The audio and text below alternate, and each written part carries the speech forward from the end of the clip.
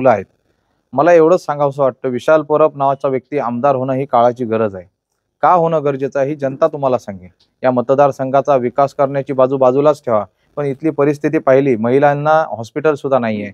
एखादी हॉस्पिटलमध्ये जायचं म्हटलं तर बांबोळीशिवाय परिस्थिती नाही आहे, जवळपास गाडी नाही आहे, ॲम्ब्युलन्स नाही. अशा प्रकारे हा गाव जो आहे, हा गावाच्या बाजूला गोवा आहे. गोव्यामध्ये जी सिस्टीम आहे त्याच्यातला 1% सिस्टीम पण आमच्याकडे नाही आहे. बरोबर ना? आमच्याकडे परिस्थिती गंभीर आहे. आज तरुण मुलं एवढी आमची बेकार आहेत. या ठिकाणी कोणताही नेता पाहत नाही. पूर्वी 15 वर्ष एकच आमदार, कायमस्वरूपी एकच आमदार. आता बदल होण्याची गरज आहे. हे लोक सांगतायत. विशाल परब सांगत नाहीये.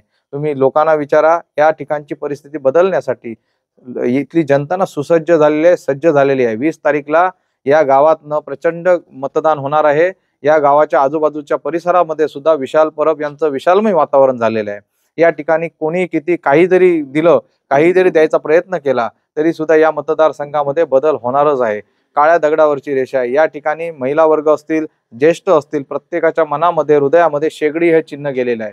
कारण या ठिकाणी परिस्थिती गंभीर आहे. आज या ठिकाणी या गावामध्ये, परिसरामध्ये येण्यासाठी वाहतुकीची सोय नाही, मोबाईलला रेंज नाही, अशा प्रकारची परिस्थिती आहे.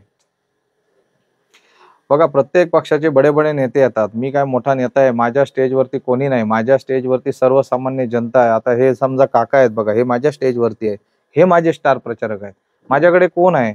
आज सिंधुदुर्ग जिल्ह्यात म्हटलं जातं की विशाल प्रभाकर परब या नावाची सीट लागणार आहे.